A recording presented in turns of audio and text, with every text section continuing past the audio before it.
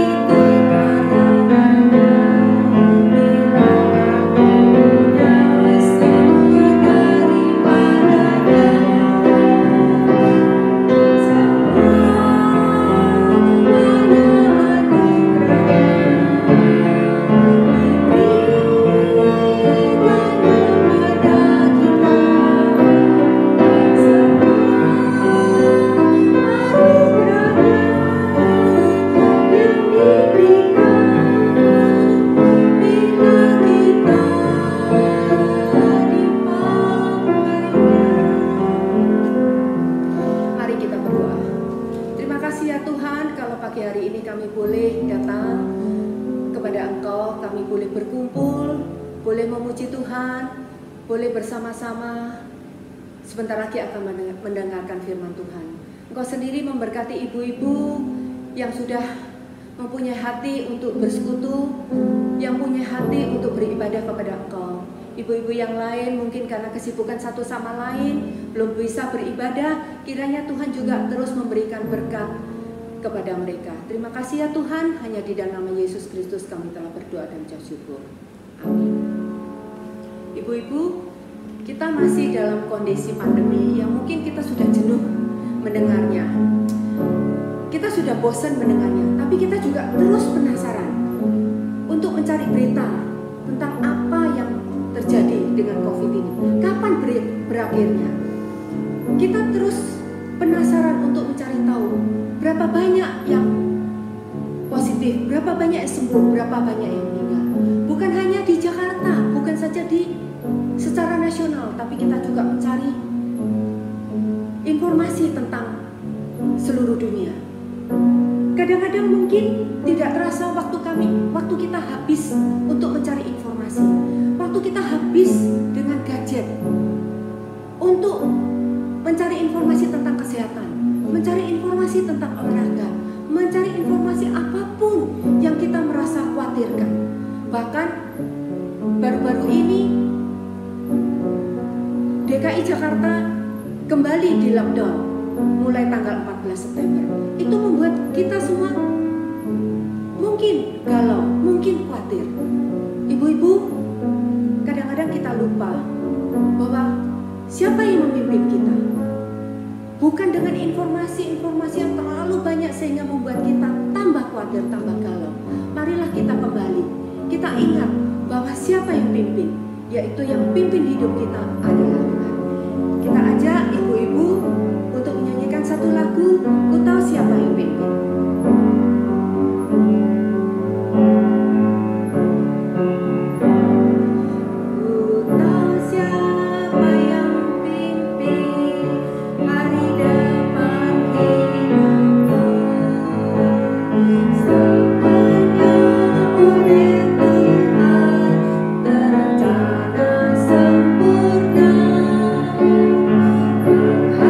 Hadapi gelombang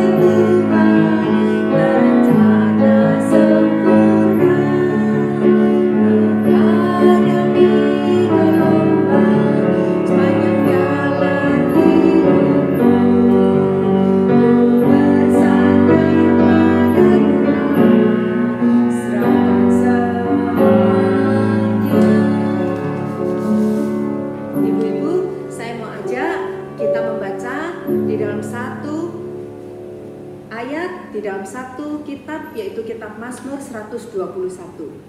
Mazmur 121 kita bacakan semua ayat, mulai ayat pertama sampai ayat 8. Kita baca bersama-sama.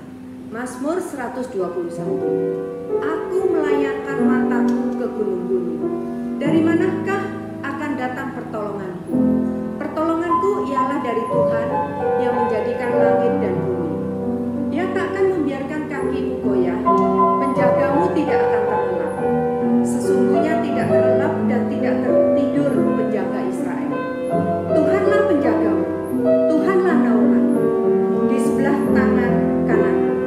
Matahari tidak menyakiti engkau pada waktu siang, atau bulan pada waktu malam. Tuhan akan menjaga engkau terhadap segala kecelakaan. Ia akan menjaga nyawamu. Tuhan akan menjaga keluar masukmu dari sekarang sampai selama-lamanya.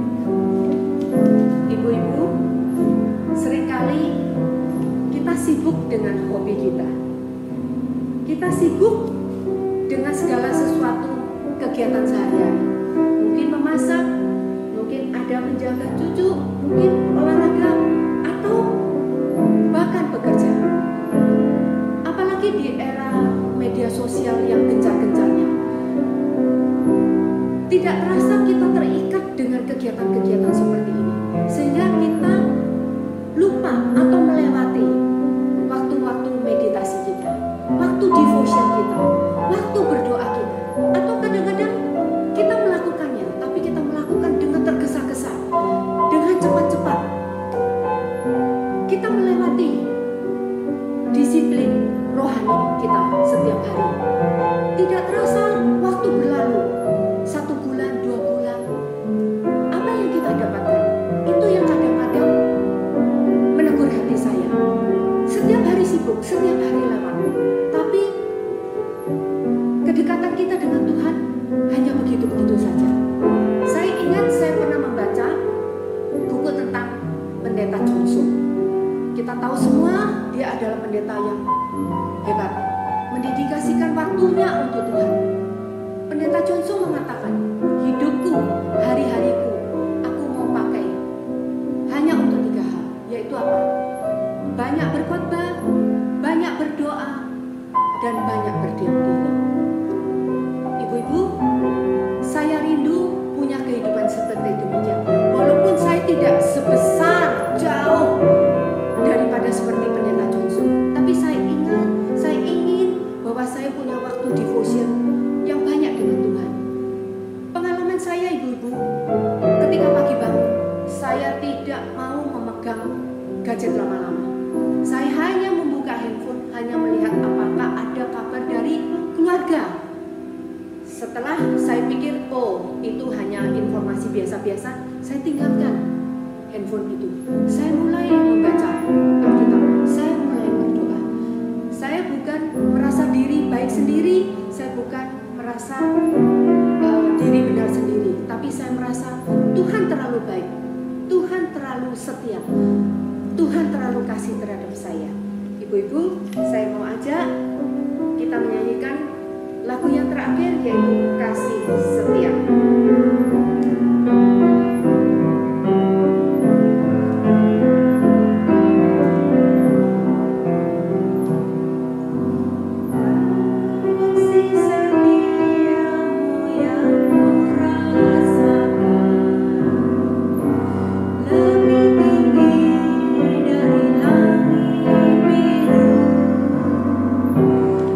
Kebaikanmu yang kau nyatakan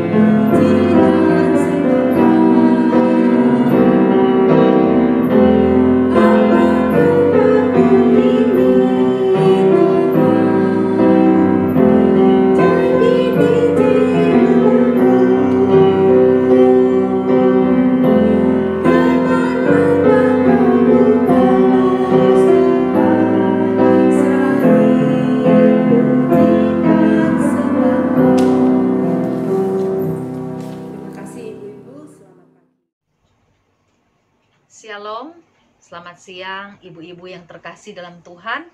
Bersyukur hari ini kita boleh bersama-sama merenungkan firman Tuhan. Sebelumnya mari kita berdoa terlebih dahulu.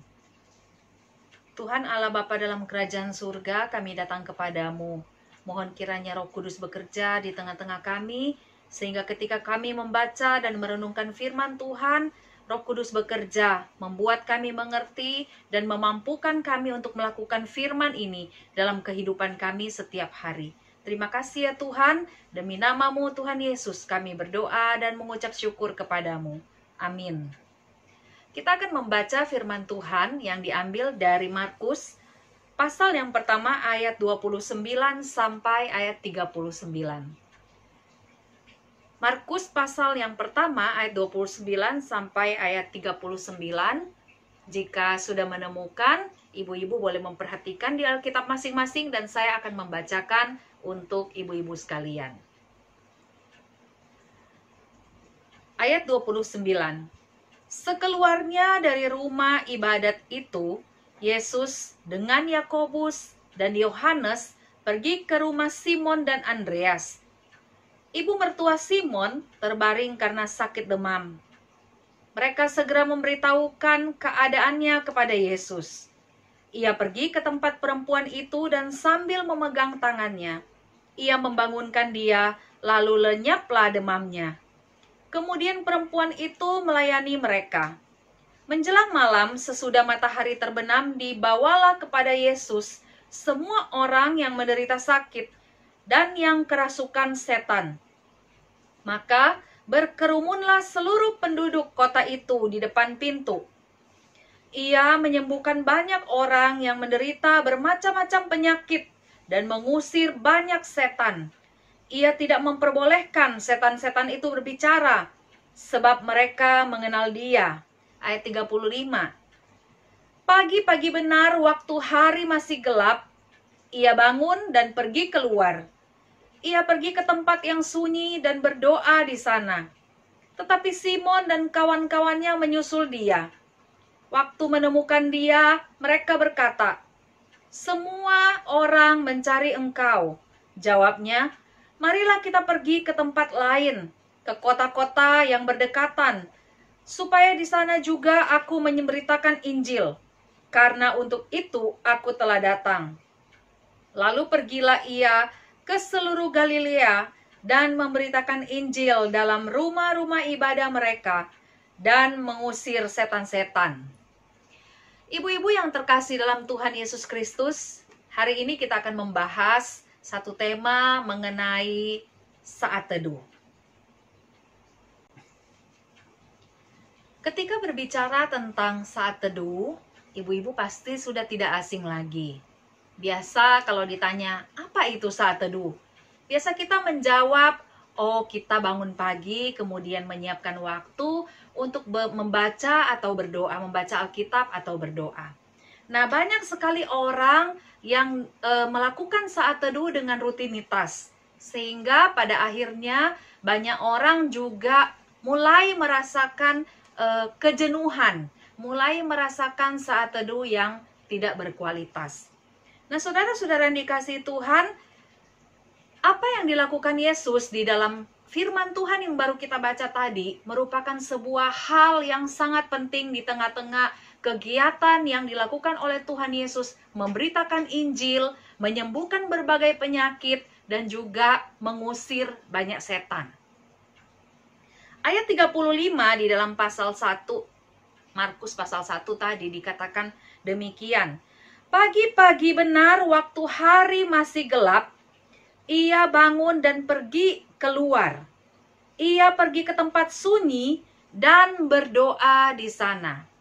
Saudara sekalian, kehidupan doa Yesus merupakan sebuah kehidupan yang sangat prioritas di dalam diri Tuhan Yesus. Tuhan Yesus mengutamakan hubungan yang intim dengan Bapaknya. Bukan mengutamakan kegiatan-kegiatan yang lain, tetapi yang paling utama dari semua kegiatan yang dilakukan oleh Tuhan Yesus, dia memulai segala sesuatu dengan mencari Bapa di surga. Dia memulai dengan doa. Nah, saudara-saudara yang dikasihi Tuhan, kehidupan doa yang berkualitas, kehidupan saat teduh yang berkualitas menjadi satu faktor yang sangat menentukan apakah kita bisa menjadi berkat bagi orang lain atau tidak. Apakah kita benar-benar bisa menunjukkan kehidupan kita sebagai anak-anak Tuhan atau tidak. Itu ditentukan sekali lagi oleh bagaimana hubungan kita dengan Tuhan, tidak lain dan tidak bukan melalui saat teduh kita. Nah, saudara yang dikasih Tuhan, pada saat ini banyak orang percaya yang tidak klik, ya, ketika bersaat teduh tidak merasakan satu klik dengan Tuhan. Jadi saat teduh itu dilakukan hanya seperti sebuah kebiasaan yang hanya lewat begitu aja. Tidak ada sesuatu yang menyentuh dirinya, menyentuh hatinya dengan mendalam, dan tidak bisa merasakan kehadiran Allah di dalam saat teduh itu. Saat ini saya akan membahas, atau kita sama-sama akan melihat 3 hal penting mengenai saat teduh. Bagaimana membuat saat teduh kita lebih berkualitas. Yang pertama, saya simpulkan dengan 3T, saudara sekalian. T yang pertama adalah time, waktu, ya. Time. Salah satu hal yang menunjang saat teduh kita, sehingga kita memiliki saat teduh yang berkualitas, yang penting pertama kali adalah time, waktu. Ketika kita berbicara waktu, saudara sekalian, selain daripada uang, selain daripada materi yang kita miliki, waktu yang kita punya adalah sesuatu yang berharga buat kita, bukan? Kalau ditanya, kamu ada waktu nggak? Aduh, sorry, saya terlalu sibuk. Nggak bisa ketemu kamu hari ini. Jadi waktu seseorang adalah sesuatu yang berharga, yang kalau kita ingin minta dari orang itu, dia akan pikir-pikir, timbang-timbang dulu. Bisa nggak ya saya memberi waktu untuk kamu kalau kamu ingin ketemu dengan saya? Nah, saudara, ketika berbicara mengenai waktu dengan Tuhan, time, T yang pertama, waktu, ya, kita belajar untuk bukan menyisakan waktu, bukan hanya sekedar waktu yang tersisa yang kita siapkan di sela-sela waktu kita saat teduh, atau waktu yang tersisa kita berikan untuk Tuhan, bukan. Berbicara mengenai waktu di sini, yang saya ingin tekankan kepada kita semua adalah bagaimana kita belajar untuk menyiapkan waktu terbaik untuk Tuhan. Jadi saudara, kalau saudara merasa ketika sudah hendak tidur malam, saudara kemungkinan besar akan ketiduran ketika membaca Alkitab dan berdoa, hindari waktu itu, saudara. Hindari waktu di mana saudara merasa tidak sanggup untuk membaca dan merenungkan firman, atau juga menyediakan waktu untuk berdoa. Jadi ketika kita memilih waktu, pilihlah waktu yang tepat. Waktu di mana otak kita masih fresh, kita masih bisa punya kekuatan ekstra untuk membaca dan merenungkan firman dan mencerna itu, menghidupi itu di dalam hidup kita. Karena kalau salah pilih waktu, kita akan memiliki saat teduh yang tidak berkualitas. T yang kedua, saudara sekalian, adalah target. Target. Tadi time, waktu. Yang kedua adalah target, ya, target.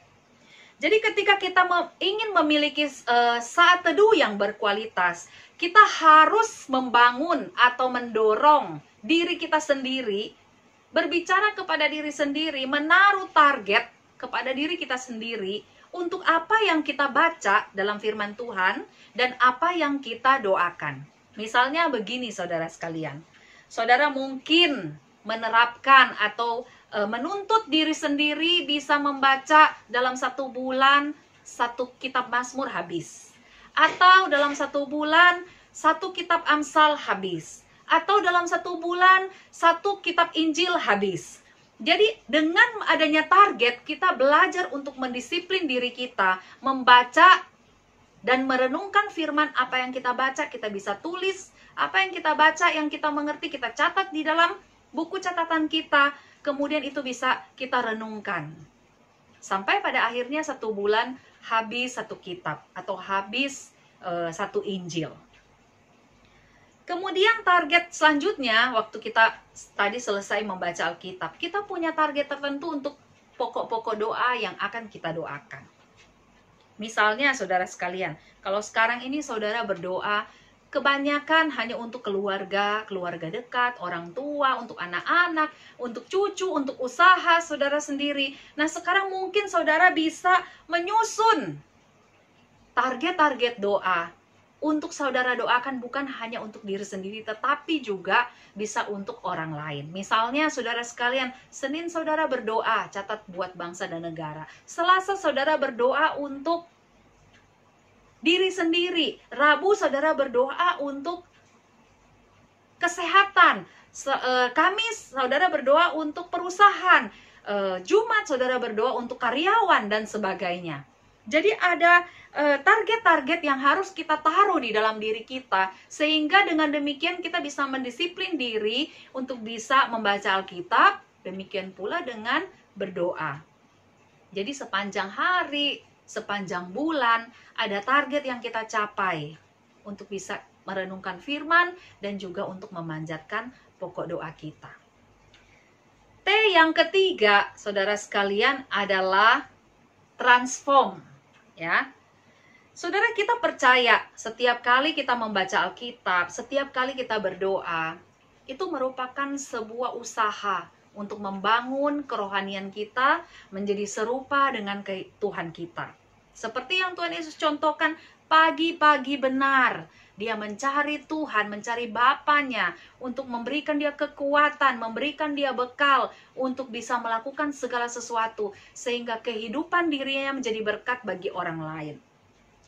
Demikian pula dengan kita. Ketika kita mempunyai kebiasaan untuk bersaat teduh, ketika kita mempunyai kebiasaan membaca Alkitab dan berdoa dengan tepat waktu, punya target-target tertentu yang kita capai, saudara percayalah, itu semua bukan sesuatu yang sia-sia. Semua itu akan ada gunanya. Semua itu demi untuk mencapai pertumbuhan rohani yang maksimal dari sehari ke hari. Saudara satu kali akan melihat bahwa kelak saudara akan memiliki kehidupan yang berkenan di hadapan Tuhan. Semakin indah lagi hari demi hari. Ketika saudara memiliki waktu yang tepat, ketika saudara memiliki target untuk membaca dan berdoa, membaca Alkitab, dan juga berdoa untuk berbagai macam pokok doa syafaat, saudara akan merasakan transformasi Tuhan akan kerjakan di dalam kehidupan rohani saudara. Sehingga apa? Dimanapun saudara pergi, apa yang saudara lakukan, saudara bisa menjadi berkat. Kita semua bisa jadi berkat bagi banyak orang. Melakukan berbagai macam hal. Kehadiran kita bisa membangun orang lain. Karena apa yang orang lain lihat di dalam diri kita menjadi berkat bagi mereka.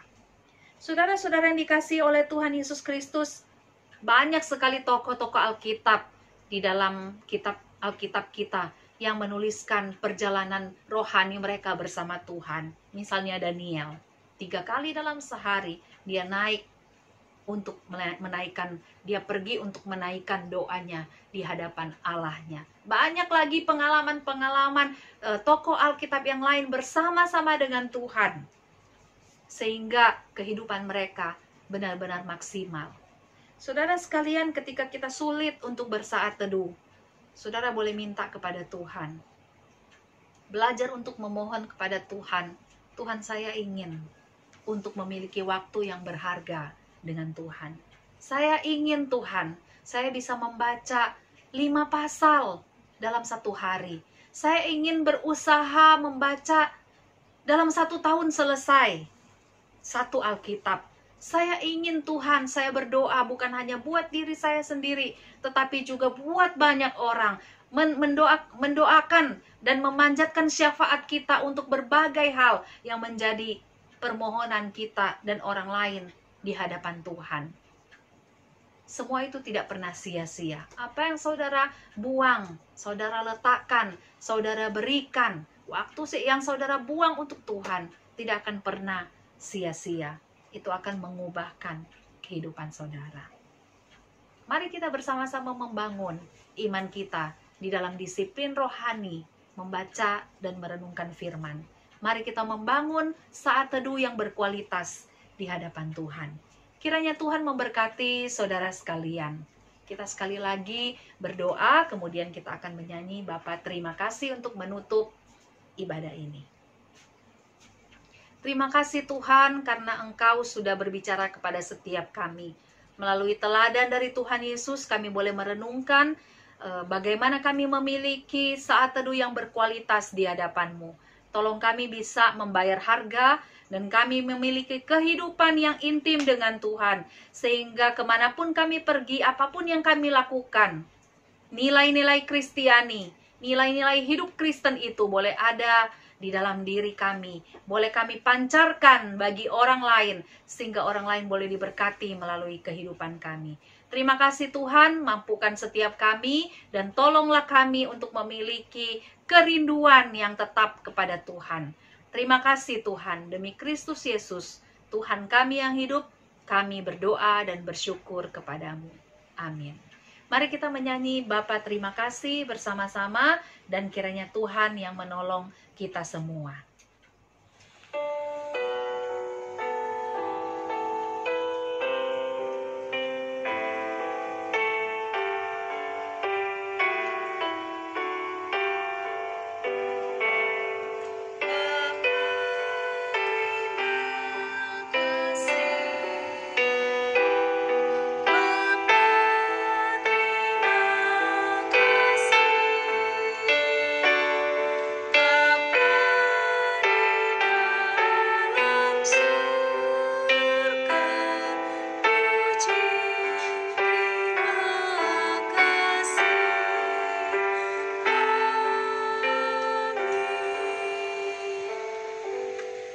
Ibadah selesai, kiranya Tuhan memberkati ibu-ibu sekalian. Shalom.